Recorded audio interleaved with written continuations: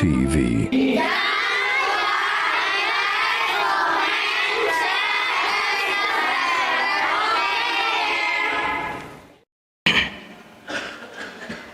Alhamdulillahilladzi an'ama alaina bi ni'matil iman wal islam.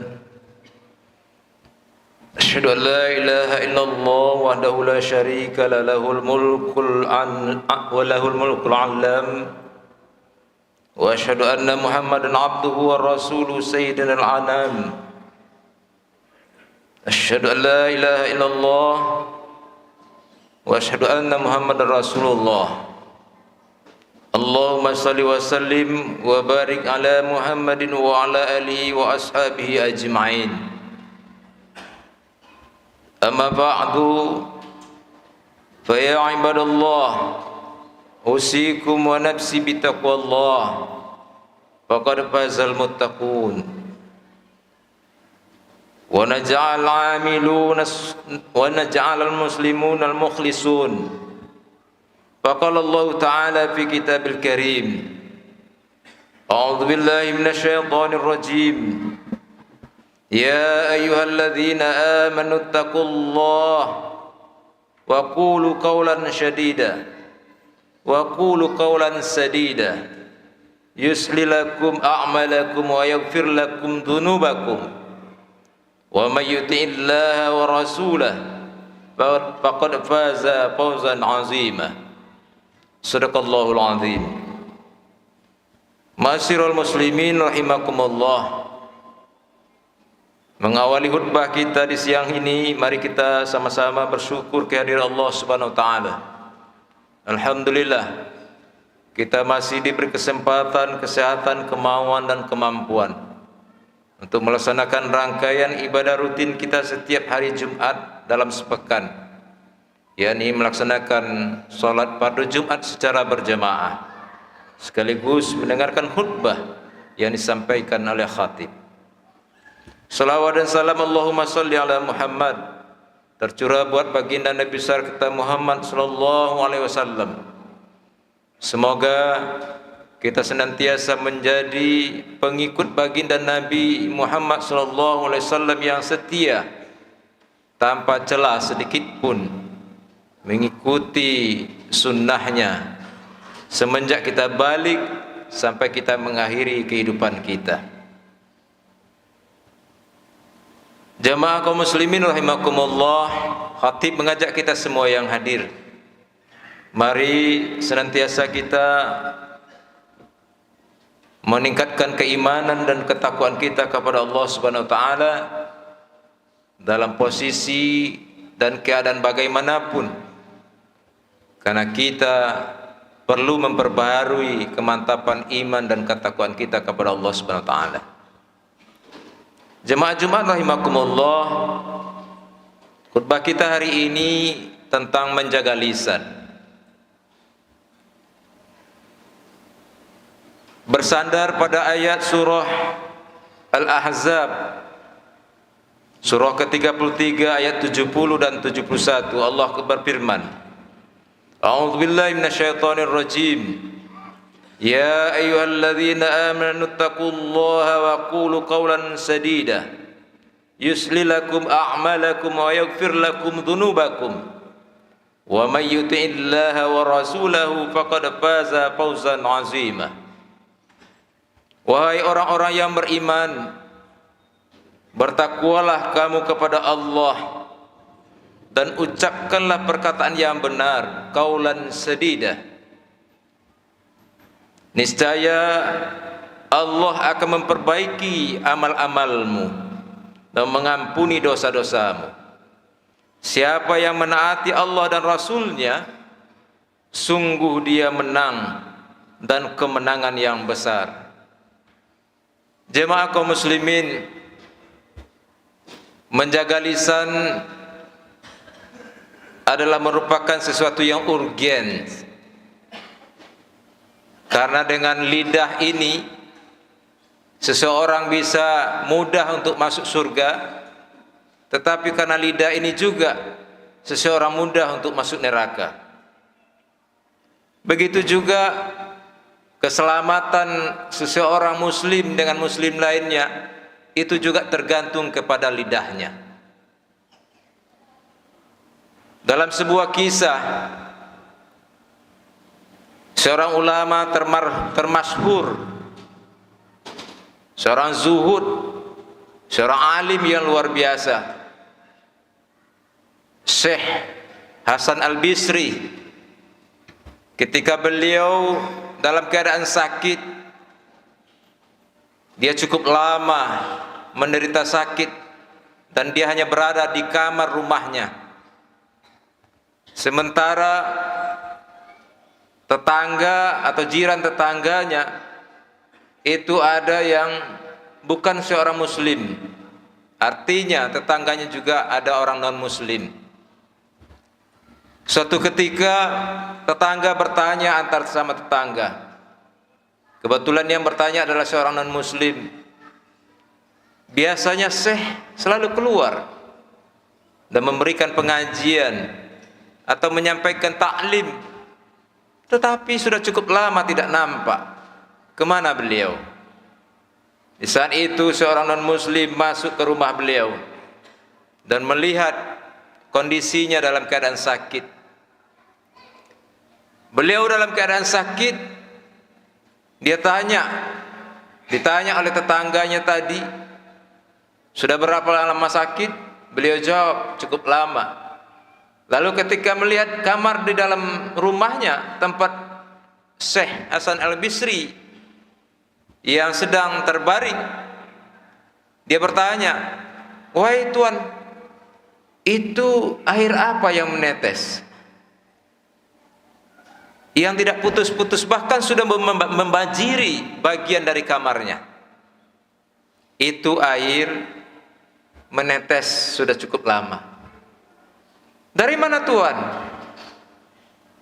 Syekh tidak mau menyinggung hati, tidak mau berucap, tidak mau menyampaikan. Tetesan air itu adalah tetesan air dari rumah tetangga yang kebetulan seorang non muslim. Lalu melihat kondisi itu, tetangganya tadi ngomong, "Kenapa saya tidak ngomong dari dulu? Saya sampai hari ini saya tidak ingin menyampaikan sesuatu yang akan merusak hubungan dengan tetangga." Jemaah, menjaga lisan luar biasa. Seorang ulama termasyhur, seorang syekh yang luar biasa. Jangankan memanggil tetangga yang memasuki air dari rumah tetangga ke rumahnya itu, membicarakan saja, melaporkan saja sedikit, saya tidak mau. Begitu dia menjaga lisannya. Dan ini adalah merupakan implementasi dari hadis Rasulullah, "Man kana yu'minu billahi falyakul khairan aw liyasmut, wa man kana yu'minu billahi falyukrim jarah, wa man kana yu'minu billahi falyakul, wa man kana yu'minu billahi wal yaumil akhir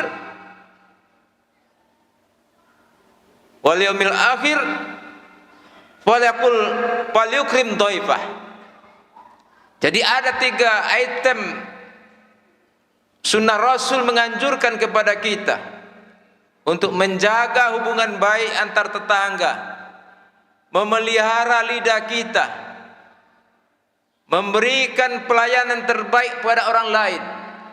Pertama, kata Rasulullah, "Man kana yu'minu billahi falyakul khair, man kana yu'minu billahi wal yaumil akhir falyakul khairan aw liyasmut." Apabila di antara kita beriman kepada Allah dan hari akhirat, barang siapa yang beriman kepada Allah dan hari akhirat, maka berbicara seadanya, kalau tidak diam, aw liyasmut. Kalau pembicaraan kita merusak hati tetangga, merusak saudara kita, merusak hubungan baik di antara kita sesama makhluk sosial, jika tidak bermanfaat, lebih baik diam, aw liyasmut. Pada ayat berikutnya Nabi mengatakan, "Wa man kana yu'minu billahi wa yawmil akhir falyukrim jarah." Bila kita beriman kepada Allah dan hari akhirat, Rasul menganjurkan muliakan tetangga kita. Dari kisah Hasan Al-Bisri tadi, memuliakan tetangga luar biasa. Beliau melihatkan akhlak seorang muslim.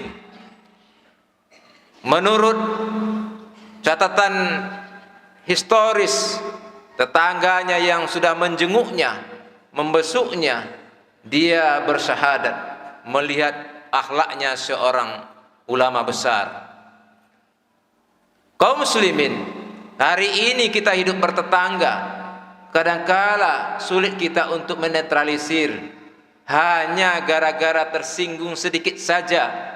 Itu bertahun-tahun tidak bertegur sapa. Rumah tak berjauhan, bahkan tinggal di satu rumah petak. Petak satu dan petak dua, atau ruko satu dengan ruko dua. Itu sampai membatasi, bahkan membentang tembok yang luar biasa. Gara-gara hanya tersinggung sedikit. Begitu bahayanya lisan kita. Maka menjaga lisan itu penting kaum muslimin. Apalagi pada ayat yang ketiga Rasulullah mengatakan, "Wa man kana yu'minu billahi wal yawmil akhir falyukrim dhaifah." Barang siapa yang beriman kepada Allah dan hari akhirat, maka muliakanlah tamu. Tamu kita kadangkala kasak kusuk masuk ke rumah, tidak menentu. Kita tuan rumah tak sabar melihatnya. Mau apa si tamu? Padahal memuliakan tamu ini adalah anjuran Rasulullah. Bagaimanapun sikapnya, untuk kita yang melayani, menyambut tamu, berikan pelayanan yang terbaik. Ini bentuk-bentuk kita menjaga lidah kita. Jemaah kaum muslimin rahimakumullah. Dalam satu kisah Luqmanul Hakim, dia pernah disuruh oleh majikannya, "Wahai Luqman, baik tuan, engkau masakkan aku seenak-enaknya untuk sebuah masakan." Dimasakkanlah oleh Luqmanul Hakim ini, kalau kita sebut nanti gulai hati dan gulai lidah, atau rendang hati dan rendang lidah. Dimasakkanlah, dicobalah oleh majikan untuk makan. Diserahkan oleh Luqmanul Hakim setelah masak, dinikmati oleh majikannya. "Wahai Luqman, engkau masak apa ini? Enaknya luar biasa." Disampaikan oleh Luqman kepada majikannya, "Yang dimasak itu wahai tuan, itu adalah gulai hati dan lidah. Nah sekarang Luqman, engkau masakkan aku masakan yang paling tidak enak. Masakkan aku masakan yang paling tidak enak." Satu saat Luqman mencari hati dan lidah. Dibuatlah gulai atau masakan hati dan lidah kembali. Dicoba kembali oleh majikannya. Dites lagi, buatkan masakan yang tidak enak.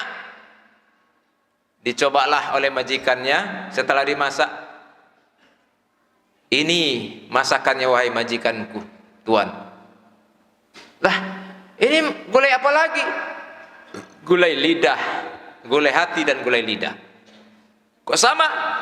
"Iya, di hati dan di lidah itulah," kata Luqmanul Hakim menjawab pertanyaan dari majikannya. Disitulah yang enak, disitu juga lah yang tidak enak. Ketika kita memanfaatkan hati dan lidah kita dengan baik, lurus, lalu kita sampaikan kepada orang, maka orang akan selamat dengan hati dan lidah kita. Tetapi ketika lidah kita tajam dan hati kita busuk, pendendam, murah sakit hati, maka disitulah yang menyebabkan kita menjadi sakit, orang lain menjadi tersiksa. Jadi kaum muslimin jemaah Jumat rahimakumullah, begitu pentingnya kita menjaga lisan, begitu pentingnya kita menjaga hati ini. Bagaimana tip yang harus kita lakukan untuk menjaga hati dan lisan, terutama lisan kita ini? Pertama, yang mesti kita lakukan ketika kita memulai berbicara, mesti berpikir sebelum berbicara. Apa yang mesti kita sampaikan, baik dalam forum-forum rapat, tidak usah dalam forum-forum rapat, terhadap anak dan istri kita sendiri. Ketika kita berbicara lalu menyakitkan hati anak kita, menyakitkan hati istri kita, atau menyakitkan hati suami, ini perlu dipikirkan kata-kata yang akan diucapkan. Jangan sembrono saja memulai bercakap, sudah mulai dengan kata-kata kotor, sudah mulai dengan kata-kata yang menjijikkan, sudah mulai dengan kata-kata yang menimbulkan kemarahan. Tentu saja hal yang seperti ini tidak mesti kita lakukan. Maka oleh sebab itu, langkah pertama ketika kita berbicara, ingin menyampaikan sesuatu, pikirkan terlebih dahulu. Yang kedua, ketika kita ingin menggunakan lidah kita untuk berbicara, gunakan kata-kata yang baik dan sopan. Karena memang di antara kita kadangkala duduk di warung kopi, nongkrong, bercanda, kadang keterlaluan candaan kita, tidak keluar lagi kata-kata yang baik, tidak lagi sopan, tidak lagi santun, tidak ada lagi nilai-nilai pergaulan. Akhirnya apa? Muncul pertengkaran, muncul perselisihan, sehingga yang menyebabkan tadi adalah lidah kita yang tidak mengeluarkan kata yang baik dan sopan. Yang ketiga, ketika kita berbicara, kecuali dalam bentuk berdakwah seperti ini, menyampaikan khutbah. Kalau menyampaikan khutbah, kalau kita lemah atau menyampaikan ceramah tidak ada intonasinya, tidak ada volumenya, orang tidak akan melihat. Tetapi ketika kita berbicara face to face, satu dengan yang satu, per individu, kita mesti jaga intonasi dan volume suara kita. Kalau kita berhadapan dengan orang lembut, lalu kita ngegas, tidak mungkin akan terjadi komunikasi aktif. Tetapi sama-sama berbicara lembut, itu akan hidup suasana komunikasinya. Kalau seandainya diawali dengan intonasi yang ngegas, kemarahan yang muncul, ya di situ juga akan terjadi perselisihan nanti. Oleh sebab itu, langkah ketiga ini perlu kita mantapkan intonasi dan volumenya. Kemudian yang keempat, di saat kita berbicara satu dengan yang lain atau dalam satu kelompok, hindari gosip dan fitnah, karena itu akan memunculkan gejala setelah itu terhadap seseorang. Bisa jadi di saat setelah kita berbicara dengan orang tersebut, orang benci dengan kita, atau kita benci dengan orang, atau kita muak dengan perilakunya. Ini mesti kita antisipasi.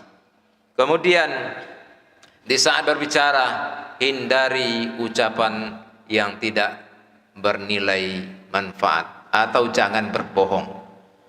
Kemudian yang selanjutnya adalah, kalau kita sama-sama berkomunikasi, munculkan nilai empati. Banyak hal yang menjadi langkah-langkah kita untuk menjaga lisan kita ini, jemaah kaum muslimin. Oleh sebab itu, mari sama-sama kita selamatkan diri kita dan saudara kita dengan lidah kita. Karena menyelamatkan orang lain dengan lidah kita atau dengan tangan kita, berarti kita membantu kebahagiaan orang lain. Barakallahu li wa lakum fil Qur'anil azim wa nafa'ani wa iyyakum bima fihi minal ayati wa zikril hakim. Aqulu qawli hadza fastaghfiru innahu ghafurur rahim.